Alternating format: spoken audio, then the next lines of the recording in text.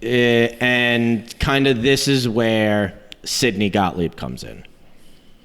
In the late 50s, forget the exact year. It's in the late 50s or late 40s or early 50s that Sidney Gottlieb officially starts working for the CIA.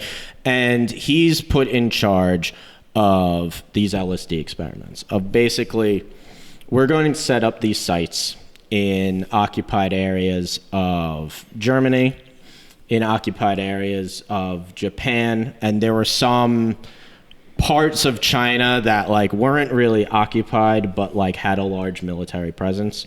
And these are the areas where we're going to basically be doing LSD experiments on people against their will. Where in the military at this time, they were doing LSD experiments, but like they couldn't go so far with them because they were doing it on military personnel, where if you have a captured former German soldier or a captured Japanese soldier, you could basically experiment on them until they're dead. Right. And so Sidney Gottlieb, it's LSD. Sometimes it will be LSD mixed with another drug, mixed with like heroin or something, and do these experiments on these basically prisoners of war, or sometimes just vagrants that happen to be in the wrong place at the wrong time. That would be taken by the U.S. government, and they'd be experimented on. I mean, you know, sounds like something a great country would do. You know, that's like, I've never felt more patriotic than listening to this. Yeah, they would, you know, poison people they captured with heroin. Oh, man. Dark shit. And a lot of like kind of the torture techniques of kind of like these torture techniques of getting someone to reveal their secrets, right, or like these human experiments that they were doing using drugs, which by the way has never worked at all. Like even with waterboarding, that's the whole point. Exactly. It does not work. It does not work. But a lot of them they like got from the Japanese scientists. Because a lot of people know about Operation Paperclip, where we were rounding up Nazi scientists after World War II.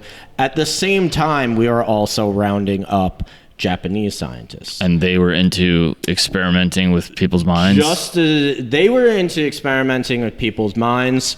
They were into these kind of humans experiments almost just as much as the Nazis were. Of people really overlook the amount of war crimes that Japan did in China during World War II.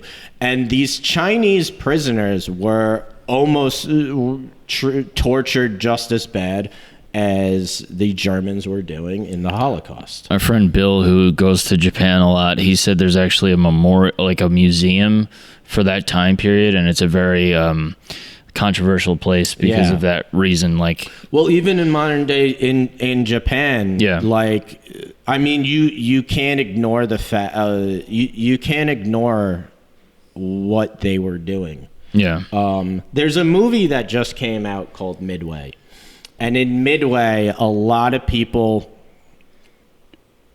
the final shot of Midway, there's a text that comes up and it says this movie is dedicated to the American and Japanese soldiers who fought at Midway.